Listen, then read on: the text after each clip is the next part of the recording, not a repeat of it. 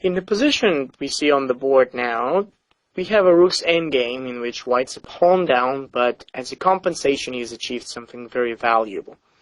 He has advanced his rook on the c5, which is a perfect position cutting off the black king, and he has also advanced his b and a pawns to reach out very menacing positions ready for promotion.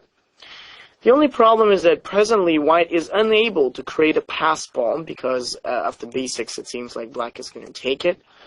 And the pass pawn we can advance will be held by the rook, so we're most likely going to lose both pawns in this way if it really happens like that.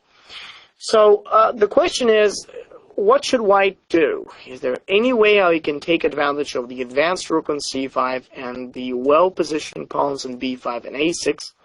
Or maybe he's just lost the possibility to win this endgame.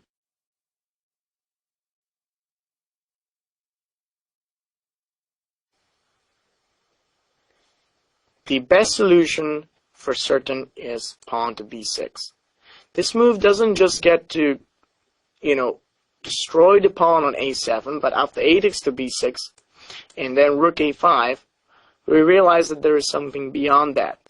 We're able to cut off the black defending resource of his rook by offering our own, and as the sacrifice progresses, we got the beautiful a7 possibility.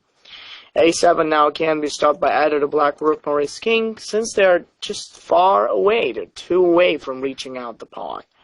And after a7, rook f5, and a8 queen, white is obviously winning that endgame within some of the next moves, like a check, and actually queen takes h7. I have to admit, though, something interesting as a fact, that most likely, like this endgame may not be that easy to win. I even have some doubts that actually this is going to be drawish. I think it's actually a drawish. But certainly, that's the best chance for white to try something in this endgame, as anything else is ultimately, going to draw rook c2, and he'll be safe.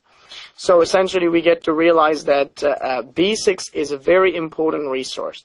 Just like the whole thing is about stopping rook a2. Sometimes when you calculate a certain combination and you just don't know how to go with it, because every time when you look at it, it fails. It's definitely worth just taking a moment for you to pause and ask yourself, what is really creating this main obstacle?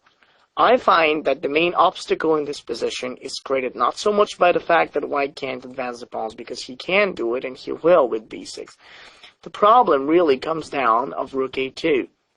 To do that, to really see such possibilities, I'll recommend you to calculate the line, and as soon as you find that a certain line does not work, good line you thought, but it doesn't work, go back through it again and try to find this exact moment where it turns out that your position goes down. Stop there, revert one move back, and then see this move position, I call it a critical position, where the game changes, or where your evaluation changes. It was good, and then it's not good. In that specific position, it's the situation after a takes to the b and a7. We calculated that it doesn't work because of rook a2. So here's the moment for you to stop and ask yourself, can I make something different? Can I really stop him from doing this? Can I make it better?